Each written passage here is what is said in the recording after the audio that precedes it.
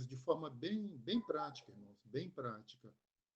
O que vamos fazer é nos deter, nós vamos nos ater às expressões que aparecem, acima de tudo, nos capítulos 1 e 2.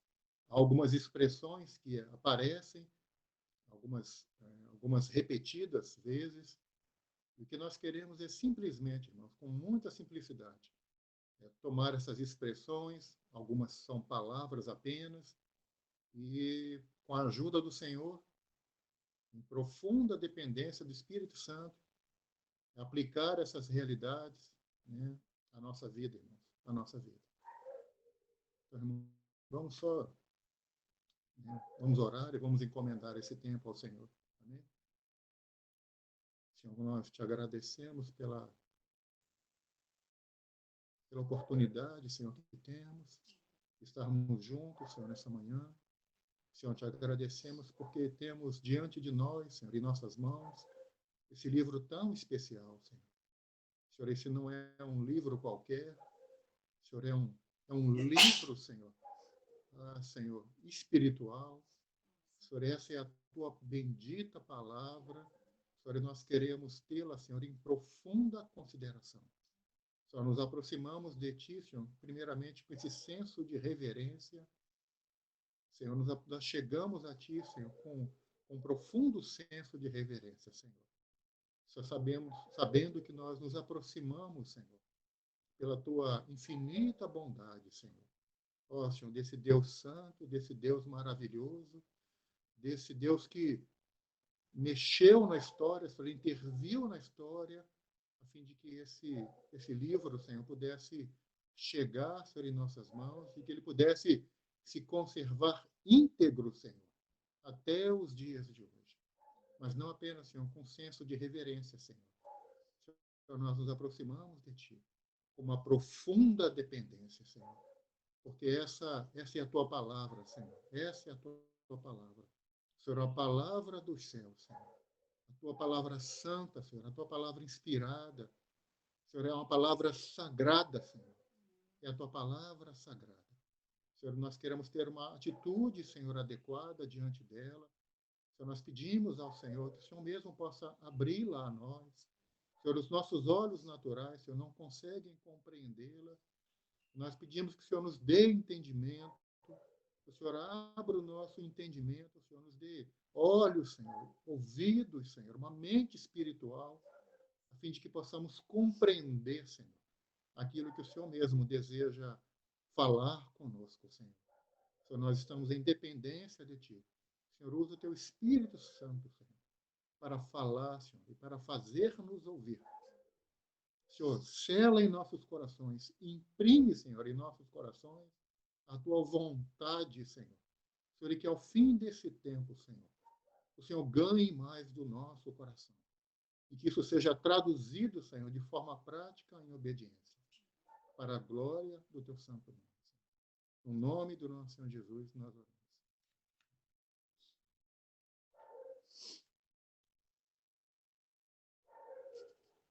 Irmãos, capítulo 1 do Evangelho de Lucas, versículo 1. Lucas 1:1. Esse livro ele contém um prefácio, uma introdução. Diz assim, Lucas 1, versículo 1.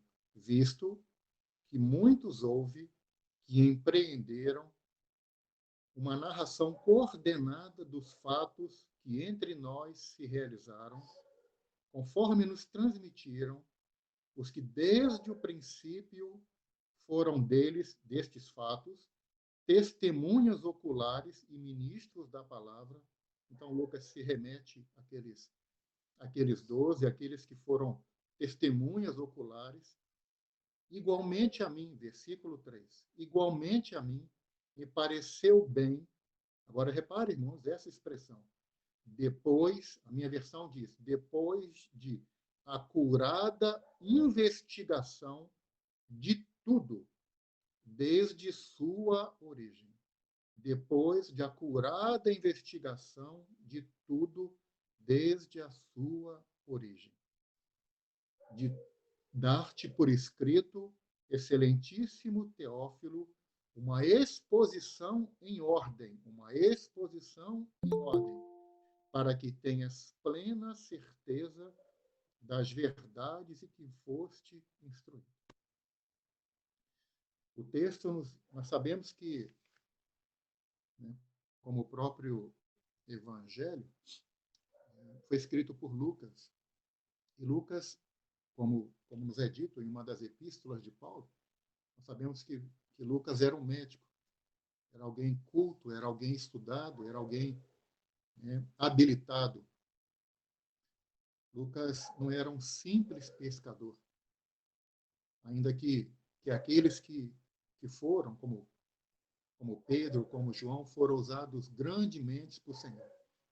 Mas o fato é que Lucas era médico, era um doutor, era um homem culto, era um homem que havia estudado. E agora ele nos dá essa expressão, né, de que o relato, então, que ele profere, né, ele foi dado depois de acurada investigação desde a sua origem. E por que, irmãos, que eu estou enfatizando esse aspecto? Porque, como sabemos, Lucas não foi um dos 12. Isso. Lucas não foi um dos 12, mas foi um companheiro de Paulo em suas viagens. Ele permaneceu ao lado de Paulo, enquanto Paulo estava encarcerado, cuidando da saúde de Paulo. Mas o fato de Lucas não ter sido um dos 12, aqueles que caminharam com o Senhor, isso não desabilita aquele que ele, ao registro, a narrativa dele. Isso, irmãos, é importante por quê? Porque o texto, então, ele, logo depois desses versículos, ele vai começar a narrar a vida de pessoas comuns, né? E o que deixa bem claro, irmão, que eu gostaria de realçar nesse primeiro momento, é que nós falaremos da vida dessas pessoas, de algumas pessoas, é que, irmãos, eram pessoas comuns, eram pessoas como eu e como você. E Lucas vai falar da vida dessas pessoas, né? Pessoas que no seu dia a dia, fizeram o melhor para o Senhor. Então, irmãos, né, a certeza, a convicção que nós temos é que essas pessoas eram, como Lucas nos relata, eram pessoas reais. Eram pessoas como eu e como você. Não eram super-heróis. Essas pessoas não foram fábulas. Não foram fábulas. Isso? Então, irmãos, isso precisa ficar claro para nós. Que à medida que nós fomos tocando nessas pessoas, Zacarias, Isabel, Maria, João Batista, Simeão, Ana, à medida que nós fomos tocando nessas pessoas, que nós fomos vendo alguns aspectos da vida comum, da vida prática dessas pessoas, o que nós perceberemos, irmão, que isso precisa ficar claro para nós, é que eram pessoas como eu e como você. Eram pessoas normais, vivendo uma vida normal, e que na sua normalidade, dentro da sua normalidade, né, aprove o Senhor usar a vida dessas pessoas para a glória do seu nome. Amém? Versículo 4 desse evangelho.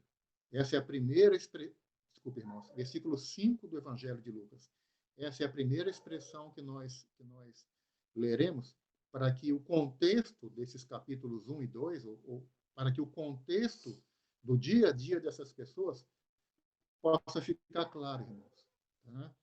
Então, Lucas 1, 5 diz assim: nos dias de Herodes, rei da Judéia. A Bíblia nos relata alguns Herodes. Esse Herodes aqui, irmãos, esse Herodes que é mencionado aqui é Herodes o Grande. Herodes o Grande. Nós vamos ao Evangelho de Mateus, nós vamos ver o Evangelho de Mateus, e qual que é o objetivo, irmãos? Eu penso que é uma instrução, irmãos, muito preciosa para nós aqui. A primeira delas é que Lucas ele faz um relato muito detalhado, irmãos. Através do registro de Lucas, nós sabemos a diferença de idade entre João Batista e o nosso Senhor Jesus. É Lucas que menciona, né, Nosso Senhor, aos 12 anos, é levado ao templo. Enfim, nós temos muitas questões, a circuncisão, aos 8, né, no 8º dia. Nós temos muitos aspectos aqui. Então, irmãos, eu penso que essa expressão, nos dias de Herodes, não é apenas uma expressão que nos situa historicamente, cronologicamente, geograficamente, mas é uma instrução, irmãos, que para nós vai nos entender qual o contexto que aqueles irmãos, que aquelas pessoas, que aqueles judeus viviam naquela época.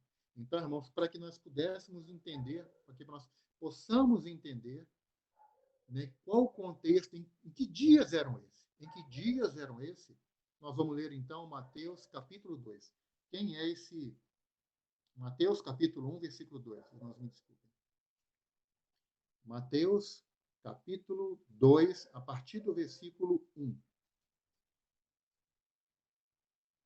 Mateus, capítulo 2, versículo 1, diz assim: Tendo Jesus nascido em Belém da Judéia, olha a expressão de novo aqui, irmãos, nos dias do rei Herodes, esse Herodes é o Herodes o Grande, o mesmo que é mencionado lá por Lucas, eis que vieram uns magos, ou algumas traduções, os sábios do Oriente a Jerusalém, e perguntaram, onde estão, então esses sábios perguntam, onde está o recém-nascido rei dos judeus? Porque vimos sua estrela no Oriente e viemos para adorá-lo. Versículo 3. Tendo ouvido isso, alarmou-se o rei Herodes, e com ele toda a Jerusalém. Então, convocando todos os principais sacerdotes e escribas do povo, indagava deles onde o Cristo devia nascer. Versículo 5. Em Belém da Judéia responderam eles, porque assim está escrito por intermédio do profeta. Versículo 7. Com isto, Herodes, tendo chamado secretamente os magos, inquiriu deles com precisão quanto ao tempo em que a estrela aparecera. E enviando-os a Belém, disse-lhes, ide informar-vos cuidadosamente a respeito do menino, e quando o tiverdes encontrado, avisai-me, para eu também ir adorá-lo. Depois de ouvirem o rei, partiram, e eis que a estrela que viram no oriente os precedia, até que, chegando, parou sobre onde estava o menino. E vendo eles a estrela, alegraram-se com grande e intenso júbilo. Entrando na casa, viram o menino com Maria, sua mãe, prostrando-se, o adoraram, e abrindo seus tesouros, entregaram suas ofertas, ouro, incenso e mirra, sendo por divina advertência prevenidos em sonho, para não voltarem à presença de Herodes, regressaram por outro caminho à sua terra. Agora prestem atenção, irmãos, prestem atenção. Versículo 16. Olha o contexto em que viviam aqueles judeus. Versículo 16.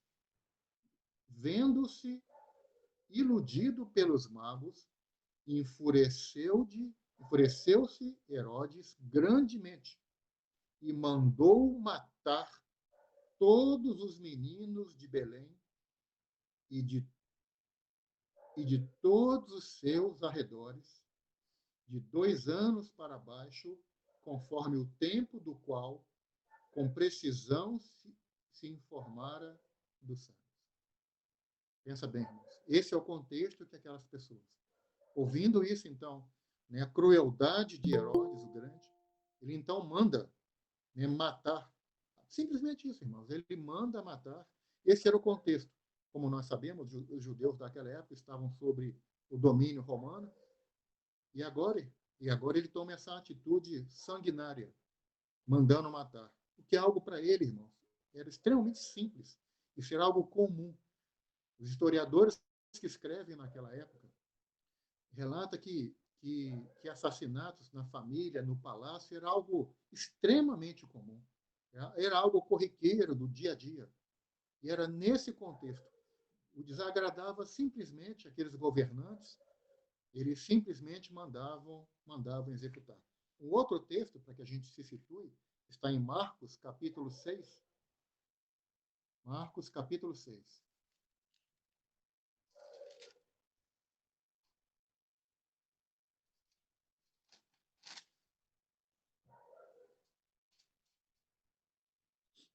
Vai falar sobre a morte de João Batista. Esse Herodes aqui já é um outro Herodes. Acredito, se eu não estou equivocado, é o Herodes Antipas. Ele já é o filho daquele Herodes. Versículo 14. Evangelho de Marcos, capítulo 6, versículo 14.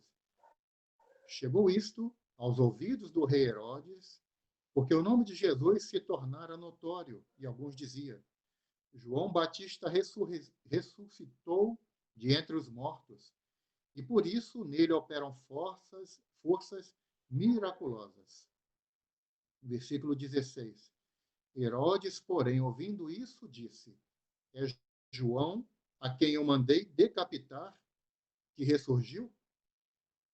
Porque o mesmo Herodes, por causa de Herodias, mulher de seu irmão Filipe, né, o Herodes Filipe, porquanto Herodes se casara com ela, mandara prender a João e atá-lo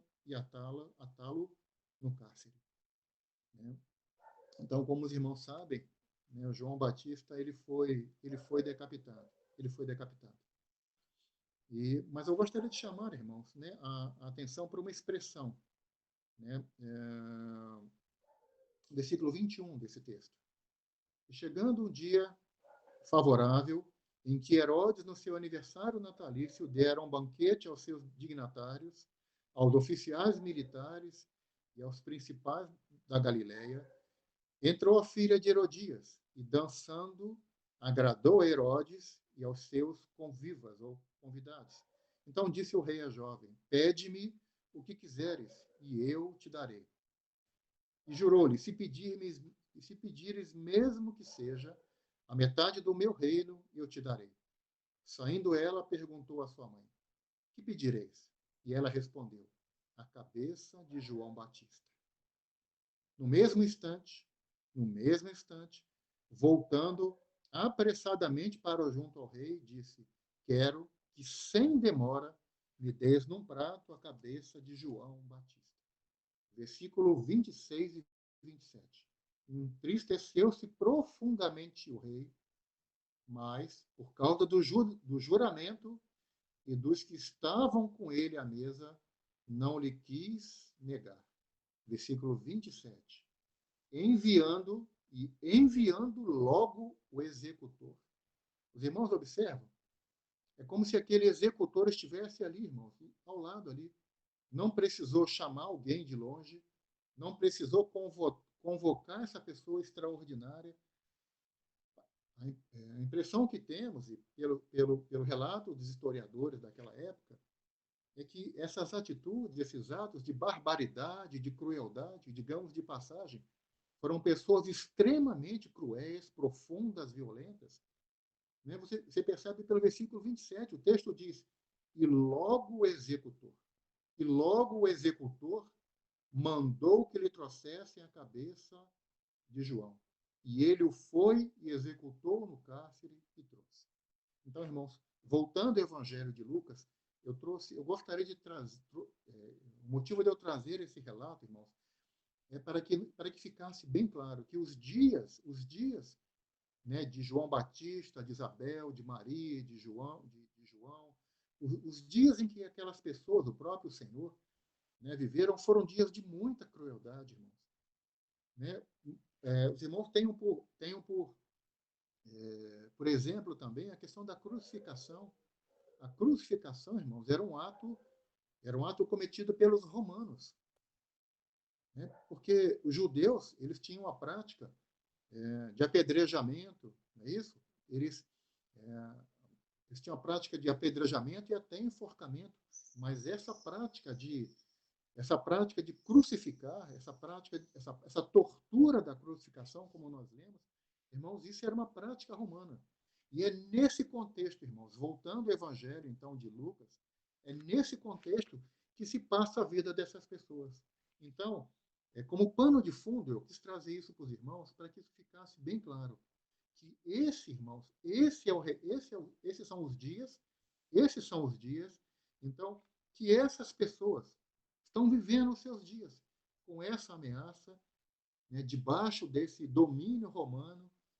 E o que nós lemos, então, né, voltando ao capítulo 1, versículo 5 do Evangelho, continua nos dizendo o relato de Lucas. Então, capítulo 1, versículo 5 nos diz: nos dias de Herodes. Então, irmãos, quando nós lemos esse texto, que fique bem claro isso. De fato, irmãos, há um aspecto histórico aqui que nos fala quem era o monarca, o governante, o rei daquela ocasião, mas não apenas isso, irmãos. Eram uns dias muito difíceis, muito difíceis. E ainda assim, nós veremos isso mais para frente, ainda assim, haviam pessoas, irmãos, que Deus podia contar. A despeito do contexto terrível que aquelas pessoas viviam, vivendo sob ameaça, vivendo sob um domínio opressor romano, ainda assim, haviam pessoas que Deus podia contar, irmãos. Como isso é precioso, irmãos. Como isso precisa nos falar, irmãos. Mas o texto continua, irmãos.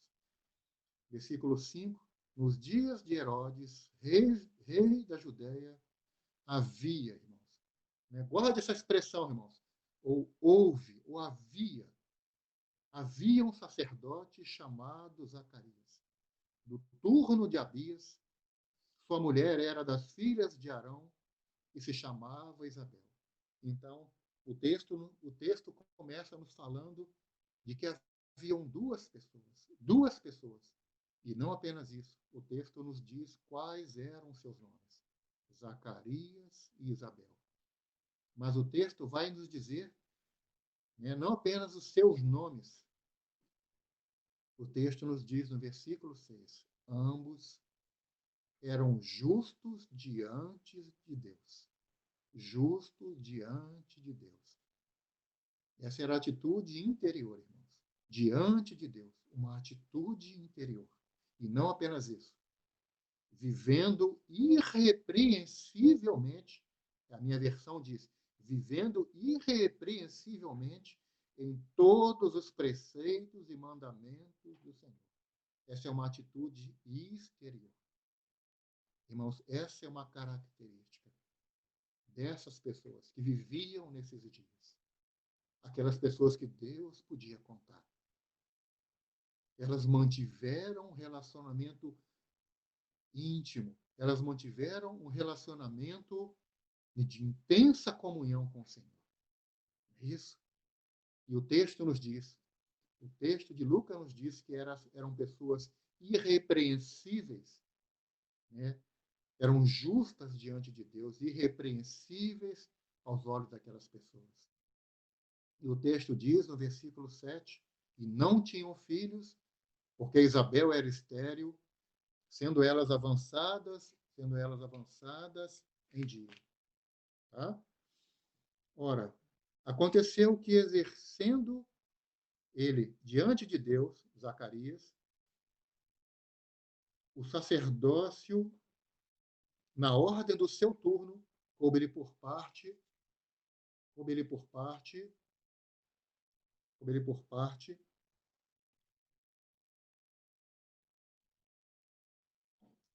desculpe, irmãos, coube-lhe por sorte, segundo o costume sacerdotal, entrar no santuário do Senhor para queimar o incenso, e durante esse tempo, toda a multidão, versículo 10, do povo, permanecia da parte de fora orando. Zacarias, o texto nos diz que Zacarias exercia a sua função. Ele exercia a sua atividade do dia a dia. O texto nos diz que ele era, né, que ele exercia o sacerdócio. E essa era a atividade. Então, irmãos, nós temos aqui uma pessoa comum exercendo a sua atividade. É algo natural, se não fosse o sacerdócio. Mas o que vemos, então, é uma pessoa exercendo uma atividade. E aí, irmãos, é que no natural, há uma manifestação do sobrenatural. Né? Versículo 11. E eis que lhe apareceu um anjo do Senhor, em pé, à direita do altar do incenso. Vendo Zacarias, turbou-se e apoderou-se dele o temor. Disse-lhe, porém, o anjo: Zacarias, não temas, porque a tua oração foi ouvida. E Isabel, a tua mulher, te dará à luz um filho, a quem darás o nome de João. Versículo 14. Em ti haverá prazer e alegria, e muitos se regozijarão com o seu nascimento. Agora, irmãos, preste atenção nessa expressão. Nós faremos uso dela daqui a pouco, e ela é de profunda instrução para nós. Versículo 15 do capítulo 1.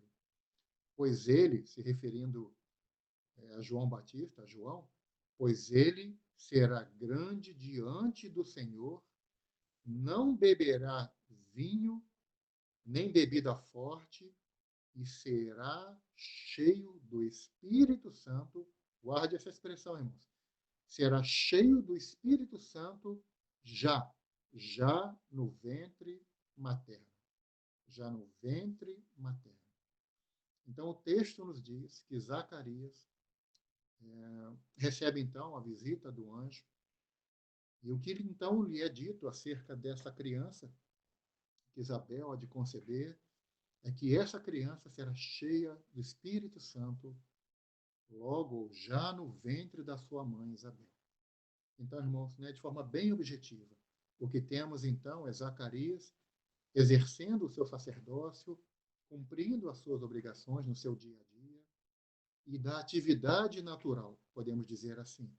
Ele então, irmãos, é claro, com aquele coração reto, com aquela atitude correta, né, algo sobrenatural. Deus pode usar uma pessoa assim. Nós queremos avançar um pouco mais. Versículo 24, versículo 23, então, ainda no capítulo 1. Sucedeu que, se referindo ainda a Zacarias, terminados os dias de seu ministério, voltou para casa. Passados esses dias, Isabel, sua mulher, concebeu e ocultou-se por 5 meses, dizendo: Assim me fez o Senhor, contemplando-me para anular o meu opróbrio perante os homens. Então, versículo 26. No 6º mês, essa é a diferença, então, né? Basicamente, de idade de aproximadamente 6 meses, do nosso Senhor Jesus para João. No 6º mês, foi o anjo Gabriel enviado da parte de Deus, para uma cidadezinha da Galiléia chamada Nazaré, a uma virgem desposada com certo homem da casa de Davi, cujo nome era José. A virgem chamava-se Maria. E entrando o anjo, aonde ela estava, disse: Alegra-te, muito favorecida, o Senhor é contigo. Ela, porém, ao ouvir esta palavra, perturbou-se muito e pôs-se a pensar no que significaria essa saudação. Mas o anjo lhe disse: Maria, não temas, porque achaste graça diante de Deus. E eis que conceberás e darás à luz a um filho, a quem chamarás pelo nome de Jesus. Este será grande e será chamado Filho do Altíssimo. Deus, o Senhor, lhe dará o trono de Davi, o seu pai. E ele reinará para sempre sobre a casa de Jacó. E o seu reinado não terá fim. Então disse Maria ao anjo: Como será isto? Pois não tenho relação com homem algum. Versículo 35. Respondeu-lhe o anjo: Descerá sobre ti o Espírito Santo, e o poder do Altíssimo te envolverá com a tua sombra. Por isso também o ente santo, que há de nascer será chamado Filho de Deus. Agora, o texto nos fala, né, de Maria. Né? E quem era Maria? Maria era uma pessoa comum, irmãos. Uma pessoa comum. Não é isso? Mas uma pessoa, né, que o Senhor podia contar. Era alguém, irmãos, na economia divina, alguém que, que o Senhor podia contar. Os irmãos vão perceber, à medida que nós lermos, quantas vezes, irmãos, repetidas vezes, depois os irmãos podem enumerar, quando os irmãos, eu sugiro que os irmãos depois, com mais calma, leiam apenas esses 2 capítulos. Os irmãos vão ver que repetidas vezes aparece essa expressão cheio do Espírito Santo, ou movidos pelo Espírito Santo. Né? Como o Espírito Santo é ativo, irmãos. Nós vamos falar disso daqui a pouco. Mas o que nós percebemos, irmãos, é que então há uma mulher cujo nome é Maria. E agora, então, nós vemos que na sua economia, Deus, através da sua vida piedosa, através da sua vida santa, os irmãos, né, nós sabemos que ainda nesse capítulo, no capítulo 1, há dois cânticos, né, ao cântico de Maria e ao cântico de Zacarias. Nós não vamos entrar nesses cânticos, mas eu penso que ao ler esses cânticos, irmãos, nós teremos uma ideia, ainda que superficial, irmãos, de quão profundo era o relacionamento dessas pessoas com o Senhor. O cântico dessas pessoas, né, aquilo que elas externaram, né, aquilo nos faz perceber quão profundo e quão íntimo era o relacionamento dessas pessoas com o Senhor. Então, irmãos, por ora, nós temos alguém, uma outra pessoa, né? Agora, irmãos, né, que o Espírito Santo pode vir, né, envolver o útero, então, né, o ventre daquela mulher e gerar aquele que seria o Salvador do mundo. Né? Pense na responsabilidade, pense no privilégio. E nós continuaremos lendo sobre a atitude dessa mulher. Versículo 36 do Evangelho. O anjo, então, continua dizendo a Maria: e Isabel, tua parenta, igualmente, concebeu um filho na sua velhice, sendo este já o 6º mês para aquela que diziam ser estéril. Versículo 37. Guarde esse versículo, irmãos, com muito carinho. Porque para Deus não haverá impossíveis em todas as suas promessas. Irmãos, é uma palavra vinda do céu, é o anjo que pronuncia essas palavras a Maria. E Lucas registra isso, irmãos. Essa não é uma palavra, né, de um ser qualquer, é um ser celestial, irmãos. Versículo 38. Então disse Maria. Isso mostra a reação de Maria, irmãos. Então disse Maria: aqui está a serva do Senhor. Que se cumpra em mim conforme a sua palavra. E o anjo se ausentou dela. Maria, irmãos, em outras palavras, disse amém. E quem era Maria, irmãos? Alguém que está em casa. Alguém que está em casa, levando uma vida comum do lar. É alguém que está em casa, muito possivelmente com seus pais, em casa, irmãos, e é nessa vida simples, comum em casa, que ela é visitada por um anjo. É isso? Maria também é alguém que o Senhor pode contar. Vamos para uma terceira pessoa, então. Versículo 39. Naqueles dias, dispondo-se Maria, foi apressadamente à região montanhosa, a uma cidade de Judá. Entrou na casa de Zacarias e saudou Isabel. O que nós temos aqui, irmãos? Nós temos, como o texto nos disse, no versículo 36, elas eram parentes, muito provavelmente primas. E o fato é que agora Maria visita né, visita aquela parente. Irmãos, algo extremamente comum, não é isso? Então, nós temos, vamos colocar assim, nós temos uma irmã trazendo isso por nossos dias. Nós temos uma pessoa, uma irmã, visitando uma outra irmã. Apenas isso, irmãos, apenas isso. Mas observe isso, irmãos. Observe o que o texto vai nos dizer. Como que, mais uma vez, do natural ao sobrenatural. Eu espero que os irmãos possam entender onde eu quero chegar. Irmãos, é dessa normalidade, é do dia a dia, é do dia a dia, é exercendo a nossa atividade no trabalho, exercendo a nossa.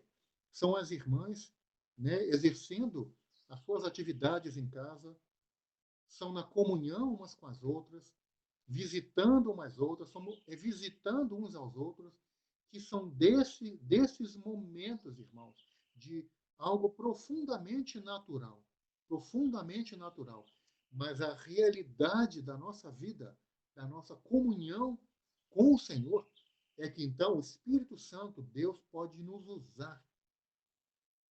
É da normalidade, é do natural, podemos colocar assim, é que Deus pode prover, que Deus pode suscitar o sobrenatural. Então, voltando ao texto, irmãos, nós temos duas pessoas. O que há de excepcional nisso, irmãos? Apenas Maria visitando Isabel. Apenas isso. Mas, irmãos, preste atenção, né? Preste atenção ao que ocorre, o que Lucas, então, vai nos relatar do que ocorre nesse encontro. Versículo 40. Entrou na casa de Zacarias, então Maria entra na casa de Zacarias, onde Isabel está, e saudou Isabel. Versículo 41. Presta atenção nisso, irmãos. Ouvindo Isabel, a saudação de Maria, qual que é a reação? A criança lhe estremeceu no ventre. Então, Isabel ficou possuída do Espírito Santo e exclamou, agora Isabel exclama em alta voz: Bendita és tu entre as mulheres, e bendito o fruto do teu ventre. E de onde me provém que me venha visitar a mãe do meu Senhor? Olha só, de novo essa expressão, irmãos. Pois logo, versículo 41, ouvindo, pois logo que me chegou aos ouvidos a voz da tua saudação, a criança estremeceu de alegria dentro de mim. Irmãos, eu gostaria de me deter nisso porque eu penso que é um episódio muito maravilhoso, irmãos. E o texto nos diz, então, que Maria, uma jovem, o texto nos diz que Isabel, sua parente, era avançada de idade, possivelmente uma idosa. Né? O texto vai nos falar que Maria, então, sai da sua casa e ela, então, ela vai até a casa naquela região montanhosa de Judá, e ela, então, visita a sua parente, e quando ela chega ali, algo, então, acontece. E o texto nos diz, então, que quando Isabel, que já carregava João no seu ventre, né, com aproximadamente 6 meses, então, irmãos, há uma criança no seu ventre. Agora nós precisamos voltar àquele versículo 15 que nós lemos, não é isso? O texto nos diz que a criança seria cheia do Espírito Santo no ventre materno. E aqui, irmãos, eu gostaria de entregar aos meus irmãos, a apreciação dos meus irmãos e irmãs, uma figura muito bela, né? E repartir com os irmãos algo que ouvi de um irmão, eu gostaria apenas da forma como eu recebi, irmãos, da forma como eu recebi. Eu gostaria de entregar para a apreciação dos meus irmãos. Que os irmãos considerem isso. Esse irmão, ele diz o seguinte: sobre esse texto. Esse irmão ele diz o seguinte, que essa é uma característica de alguém cheia do Espírito Santo. E qual é essa característica? Não é isso? É alguém cheio do Espírito Santo. É alguém que percebe, é alguém que ouve, é alguém que sente a presença é alguém que sente a presença do Senhor. Alguém cheio, eu vou repetir isso, irmãos. Alguém cheio do Espírito Santo. Então, é alguém, né, que ouve, é alguém sensível, podemos colocar em outras palavras. É alguém que ouve, é alguém que percebe, é alguém que percebe e é sensível ao Espírito Santo. Alguém que percebe a presença do Senhor. Oh, irmãos, que lindo é isso. Que lindo é isso. Não é isso? E não apenas isso, o texto nos diz, né, que a criança, Zacarias, ela se agita, ela se move, né? Que maravilhoso, irmãos. Aquela criança responde à presença do Senhor. Irmãos, nós somos assim. Irmãos, nós temos essa sensibilidade. Será que será que o nosso espírito, será que no nosso espírito somos treinados dessa forma? Será que temos essa sensibilidade de perceber a presença do Senhor no nosso meio, de perceber quando o Senhor, então, de percebermos o Espírito Santo? Será, irmãos, que nós temos essa sensibilidade? Os irmãos se lembram que o Espírito Santo, né, nos é dito, inclusive, nesse Evangelho, que ele é como uma pomba, né, irmãos? E uma das características da pomba, uma delas é a sensibilidade. A pomba é um animal que é uma figura, não é isso? Que é uma figura, o Espírito Santo tem várias figuras, mas uma dessas figuras é a pomba.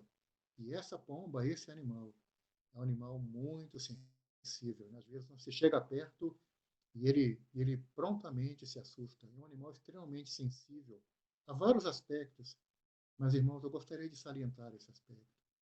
Somos sensíveis, não é isso? O texto nos fala, irmãos, que João Batista, né? João Batista está cheio do Espírito Santo. Isabel está cheio do Espírito Santo. Zacarias, versículo 67 do texto, Lucas 1:67. Zacarias, seu pai, cheio do Espírito Santo. Cheio do Espírito Santo. Irmãos, né? Capítulo 2. Capítulo 2. Capítulo 2, versículo 25. Capítulo 2, versículo 25. Havia em Jerusalém um homem chamado Simeão. Homem este justo e piedoso que esperava a consolação de Israel. E o Espírito Santo estava sobre ele. Revelara-lhe o Espírito Santo que não passaria pela morte antes de ver o Cristo do Senhor. Versículo 27. Movido pelo Espírito. Mais uma pessoa, irmãos. Mais uma pessoa. E o que essa pessoa, irmãos? O que essa pessoa está fazendo? Né? O texto nos diz, no versículo 25, que ele era um homem justo e piedoso. Era um homem justo e piedoso. Os irmãos lembram daquele versículo que nós lemos logo na introdução, né, de Lucas, falando sobre Isabel, sobre Zacarias. Isso fala do caráter, irmãos, do caráter. Mas o texto nos diz, irmãos, né,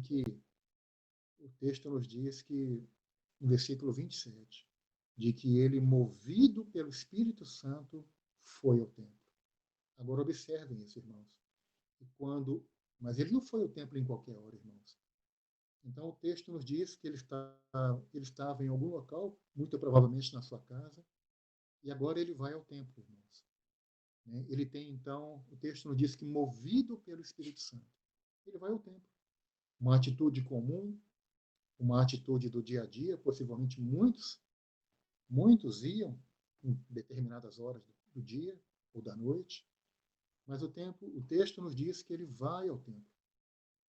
Mas o texto nos diz mais, irmãos. O texto nos diz que ele vai num exato momento. Movido, pensa bem, irmãos, né? Ele tem uma atitude comum do dia a dia. Ele se locomove de onde ele está e ele vai para aquele local. Então, nessa atitude comum, há algo sobrenatural, irmãos. Do natural ao sobrenatural. E o texto nos diz que ele chega exatamente no momento, né, que os seus pais trazem o menino Jesus. Trazem o menino Jesus para ser apresentado o templo. Não foi antes nem depois. Então, irmãos, né, essa é uma característica de alguém, né, que se move pelo Espírito Santo. É isso? É alguém que anda no tempo do Espírito Santo, nem antes nem depois. É alguém que anda em obediência ao Espírito Santo.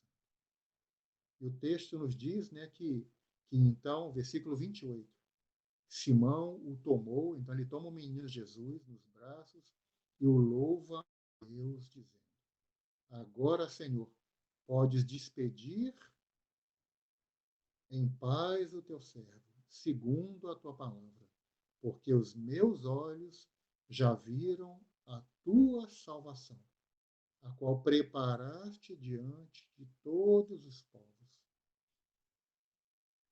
luz para a revelação dos gentios e para a glória do teu povo de Israel. Então, irmãos, mais uma vez, alguém comum, alguém comum. Versículo 36. Nós temos uma outra pessoa. Agora Ana. Versículo 36 do capítulo 2. Havia uma profetisa chamada Ana, filha de Fanuel, da tribo de Asser, avançada em dias, que vivera com seu marido 7 anos desde que se casara, e que era viúva de 84 anos. Esta não deixava o templo, mas adorava noite e dia em jejuns e orações.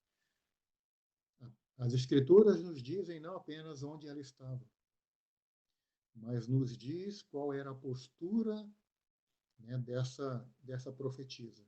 Não é isso? Ela nos diz que ela não deixava o templo, noite e dia, em jejum e oração.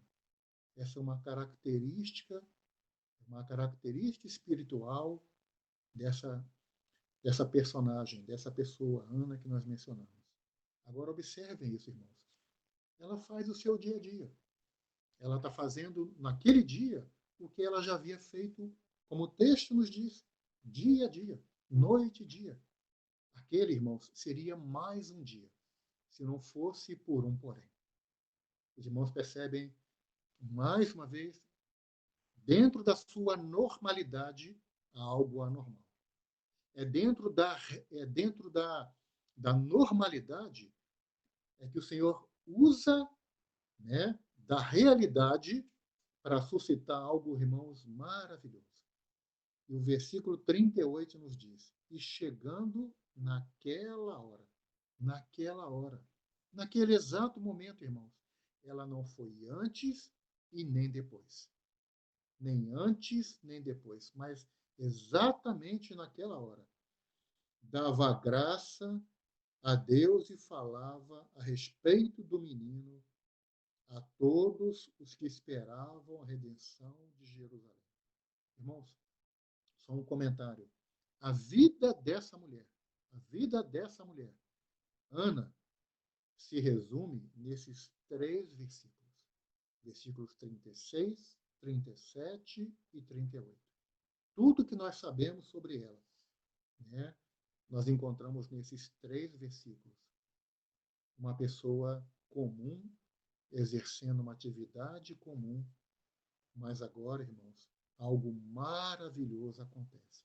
Então, irmãos, eu procurei ilustrar até agora que João Batista, de que Zacarias, Isabel, Maria, Simeão, Ana, dessas pessoas no seu dia a dia, irmãos, é isso, visitando umas às outras em casa, é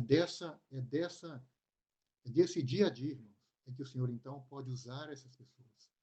E então, irmãos, mas por quê, irmãos? Não é apenas aonde ela estava, não era apenas, irmãos, onde elas estavam, mas também, irmãos, havia uma realidade interior. É uma expressão que o nosso irmão Gilberto gosta tanto de salientar, não é isso? Havia realidade espiritual. Então, irmãos, porque havia uma realidade, Deus podia contar. Então, irmãos, eu gostaria apenas de encerrar, né, com uma última expressão, né, que nós encontramos aqui no capítulo 2. No capítulo 2. Capítulo 2, versículo 1. Nós leremos o contexto até o versículo 7. Naqueles dias, Lucas, capítulo 2, versículo 1. Naqueles dias, foi publicado um decreto de César Augusto, convocando toda a população do império para recensear. O primeiro recenseamento foi feito quando Quirino era governador da Síria. Todos iam alistar-se, cada um à sua própria cidade. José também subiu da Galiléia, da cidade de Nazaré, para a Judéia, a cidade de Davi, chamada Belém, por ser ele da casa e família de Davi, a fim de alistar-se com Maria, sua esposa, que estava grávida. Então, irmãos, mais uma vez, eles estão então, no seu dia a dia, dentro de uma normalidade, e em obediência, então, né, aquele recenseamento, eles se movem de Nazaré até aquela cidade. E como o texto nos diz, né, agora José é casado com Maria, ela é essa esposa, ela estava grávida. E o texto nos diz, no versículo 6, que estando ali naquela cidade, aconteceu completarem-se os dias. Versículo 7. E ela deu à luz ao filho primogênito e enfaixou e o deitou numa manjedoura, porque não havia lugar para eles na hospedaria. Eu gostaria, irmãos, de que nós pudéssemos nos deter nessa expressão, porque não havia lugar para eles. Não havia lugar para eles. Parece algo extremamente natural, né, irmãos? Possivelmente, por causa do recenseamento, nós podemos imaginar, então, né, o texto não nos diz que um motivo específico, muito provavelmente porque aquele local, aquela hospedaria ou aquela gruta, né, aquele local estivesse cheio, mas o fato é que as Escrituras nos deixam esse relato, de que não havia lugar para ele. Não havia lugar para eles ali. Irmãos, isso seria apenas um relato histórico, né? Se nós não soubéssemos, irmãos, que o nosso Senhor nunca encontrou lugar nesse mundo, irmãos. Esse mundo sempre foi hostil a ele. Nós sabemos que o Senhor sempre foi rejeitado, irmãos. O Senhor nunca foi acolhido, o Senhor nunca foi recebido. E observe, irmãos, que a primeira rejeição, o primeiro lugar, então, nós passaremos por outros textos e finalizaremos, mas, irmãos, reparem que esse texto é no seu nascimento, algo que aos nossos olhos parece algo extremamente comum, algo, né, normal ali. É muito possível, inclusive, que outras famílias talvez não tivessem encontrado lugar, mas Lucas nos registra isso. de que não havia lugar para ele. Eu gostaria de que nós caminhássemos um pouco mais nesse evangelho, de que nós caminhássemos um pouco mais nesse evangelho. O capítulo 8. Capítulo 8, a partir do versículo 26. Nós não leremos o contexto, irmãos, mas o capítulo 8 de Lucas, a partir do versículo 26, nos fala da cura de um endemoniado gerazeno. Não é isso?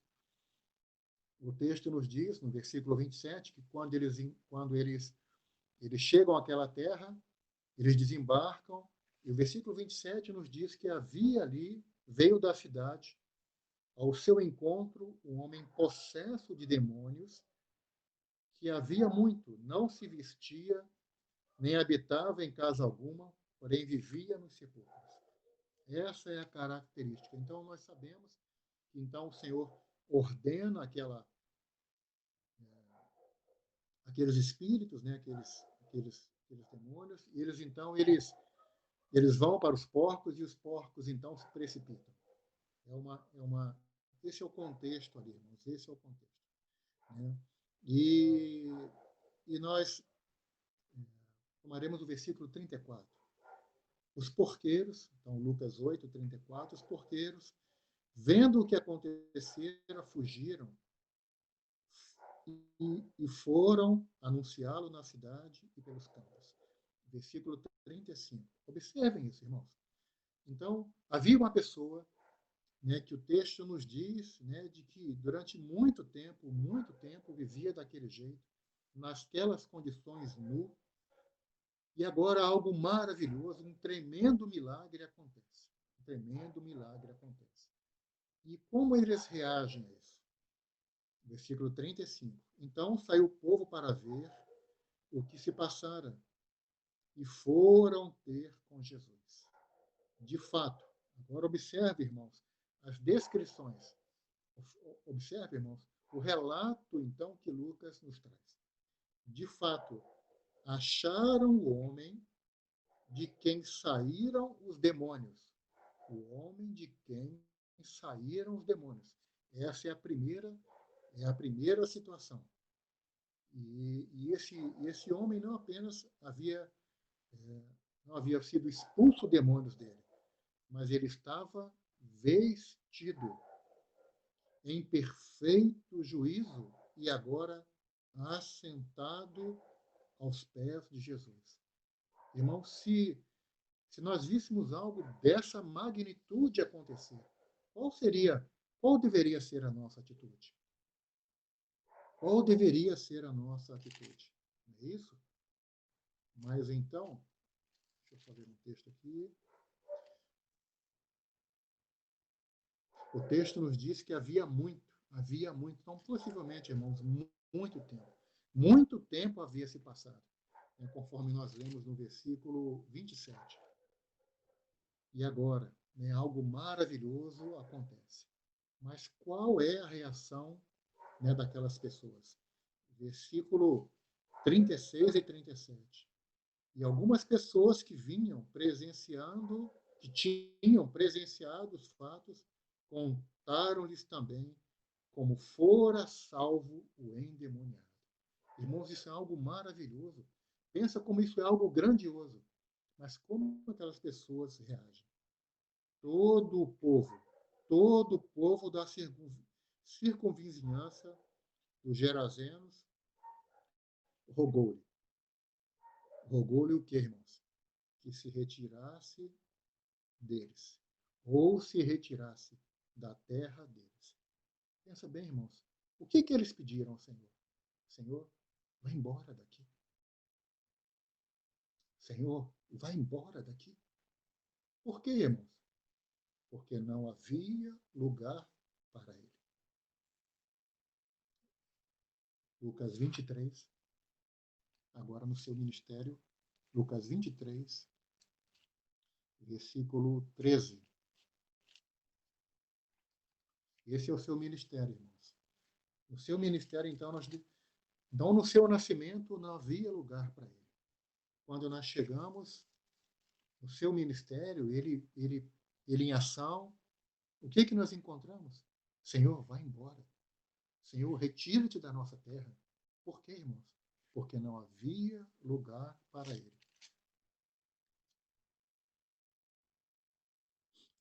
Lucas capítulo 23, a partir do versículo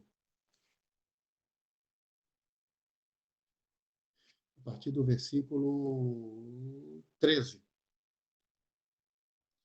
Lucas 23. Agora, os irmãos lembram, era o nascimento, algo natural. Agora nós encontramos oposição no seu ministério. Agora nós temos a sua vida, o fim da sua vida. É isso? E nos fala da sua crucificação. Então nós temos nascimento. Percebe, irmãos, como é que as coisas vão intensificando. Isso não é algo natural, irmãos. Versículo 13 de Lucas 23. Então, reunindo Pilatos, os principais sacerdotes, as autoridades e o povo, disse-lhes: apresentaste-me esse homem como agitador do povo, mas, tendo interrogado na vossa presença, nada verifiquei contra ele dos crimes que o acusais. Nem tampouco Herodes, pois, nolo tornou a enviar. É, pois, claro que nada contra ele se verificou digno de morte. Portanto, após castigá-lo, soltá-lo-ei. E era-lhe forçoso soltar-lhes um detento por ocasião da festa. Irmãos, prestem atenção no versículo 18. Toda a multidão, versículo 18, toda a multidão, porém, gritava: fora, fora com este. Fora com este. Não é mais, Senhor. Retira-te daqui. Por quê, irmãos? Fora, fora, fora com este. Senhor. Por quê, irmãos? Porque não havia lugar para ele. E por isso, irmãos, fora com ele. Tanta, né, tanta hostilidade, irmãos. Capítulo 24, capítulo 24. Porque não havia lugar para ele. Capítulo 24, versículos de 1 a 6. Mas no primeiro dia da semana, alta madrugada, foram elas, se referindo àquelas mulheres, foram elas ao túmulo, levando os aromas que haviam preparado. E encontraram a pedra removida do sepulcro. Mas ao entrarem, não acharam o corpo do Senhor Jesus. Aconteceu que, perplexas a esse respeito, apareceram-lhe 2 varões com vestes resplandecentes. Os irmãos sabem que agora o texto nós vamos falar, né, sobre a ressurreição. Essa é aquela manhã de ressurreição. O texto nos fala, então, né, de que aquelas mulheres chegam ali e encontram a pedra removida e o túmulo está vazio.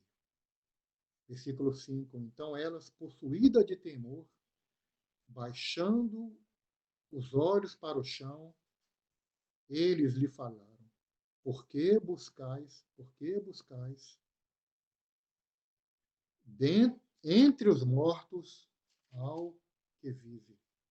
Ao que vive. Versículo 6. Ele não está aqui. Ele não está aqui, mas ressuscitou.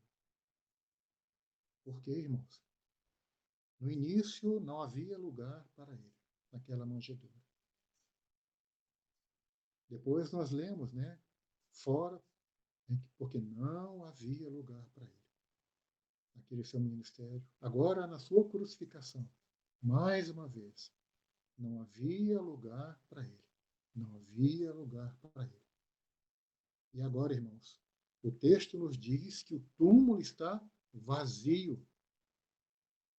Por quê, irmãos? Porque não havia lugar para ele na morte. A morte não o deteve, irmãos. Irmãos, não havia lugar para ele na morte. É como se a morte, irmãos, é como se a morte também pudesse dizer: fora daqui, Senhor, vá embora, porque não havia lugar para ele na morte. E ele, irmãos, ressuscitou. Ele ressuscitou. Marcos, capítulo 16.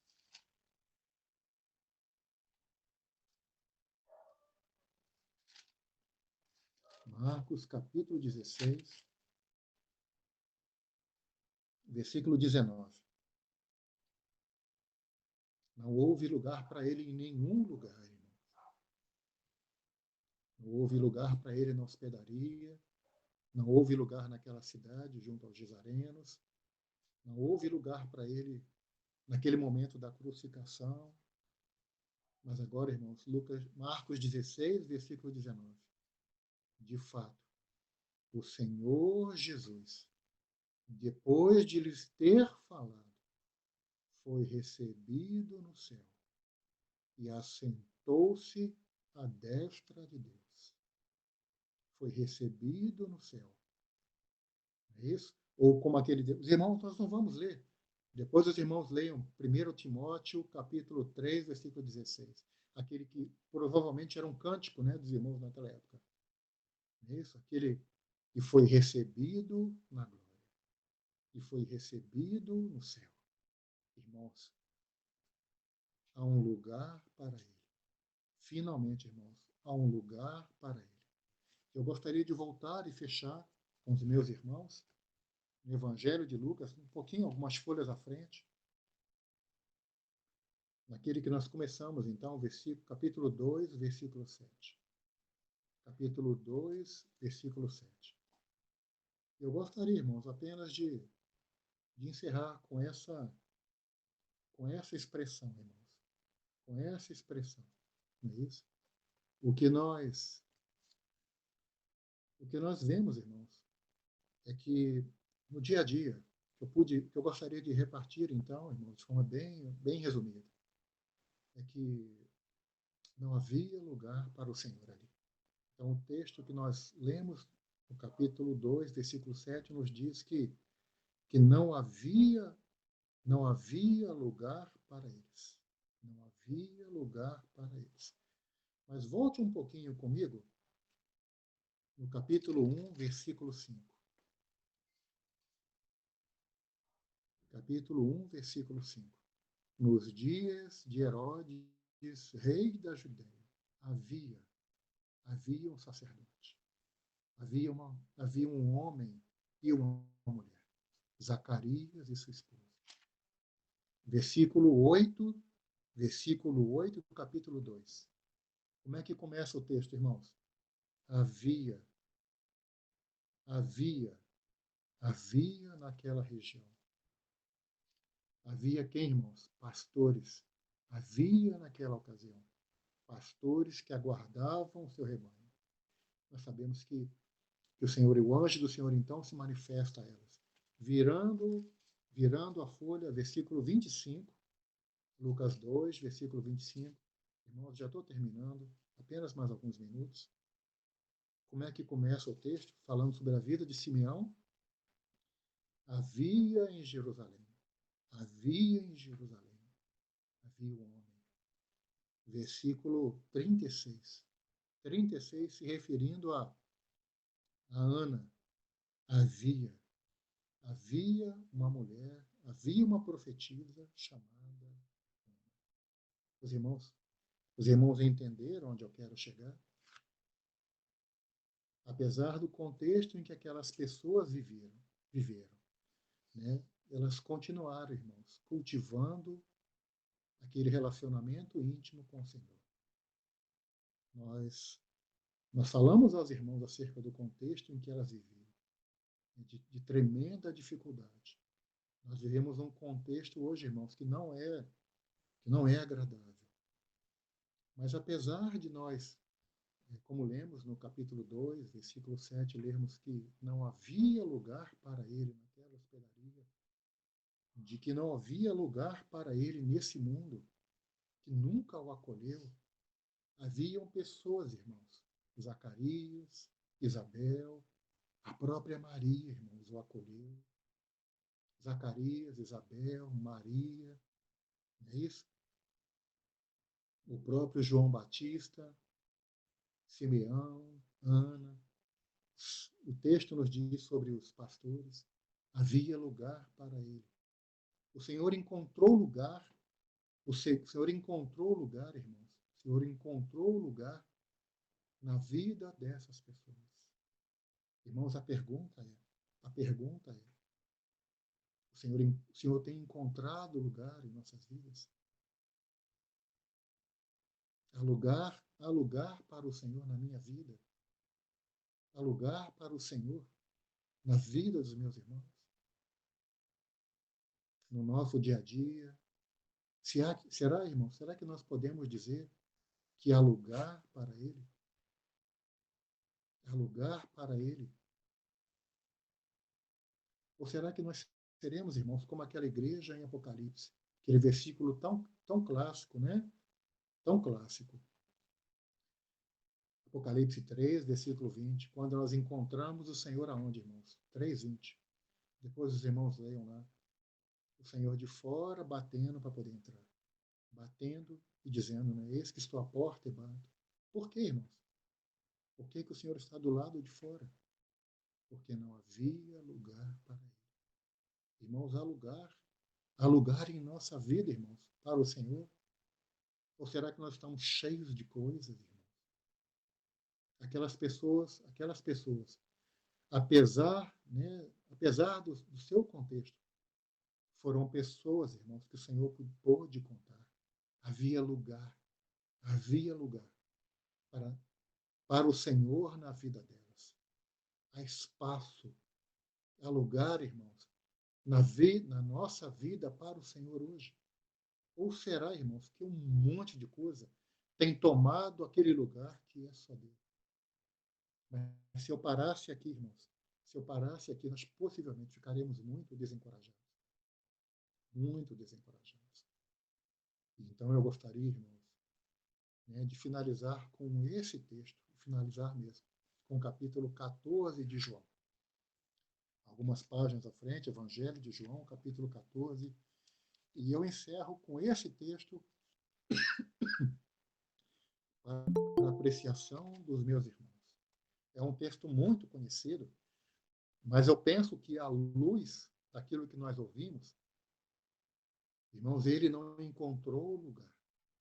E ele não encontrou lugar nessa terra. Essa terra não o acolheu, essa terra não o recebeu. Mas quando abrimos esse Evangelho de João, nós encontramos lá a todos quantos o receberam. Não é isso? Agora, então, irmãos, nós começamos a perceber que que muitas pessoas o recebem. E você e eu o recebemos. E agora, irmãos, nós podemos responder a ele. E o versículo 14 começa assim. O capítulo 14, versículo 1 diz assim. E eu encerro aqui, irmãos. Não se turbe o vosso coração. Credes em Deus, crede também em mim. Na casa de meu pai há muitas moradas. Se não fora, se assim não fora, eu vou-lo teria dito. Por quê? Porque vou preparar-vos lugar. Versículo 3. E quando eu for e vos preparar lugar, voltarei. Uma outra versão diz, irmãos, virei outra vez. E quando eu for e vos preparar lugar, virei outra vez e vos receberei, ou vos levarei para mim mesmo, para que onde eu estou, estejais vós também. Irmãos, esse mundo virou as costas para o Senhor. E de alguma forma, irmãos, não havia lugar para ele. Mas ele não retribuiu na mesma moeda. E o texto que nós lemos nos diz, irmãos, que ele foi preparar lugar para nós, irmãos. Irmãos, um dia, irmãos, Nós fomos acolhidos por Ele. E um dia, irmãos, um dia nós chegaremos àquele lugar que Ele preparou para nós. Ele não virou as costas para nós. E Ele, irmãos, está preparando um lugar para nós. Por quê, irmãos? Porque, porque há lugar para nós na sua vida.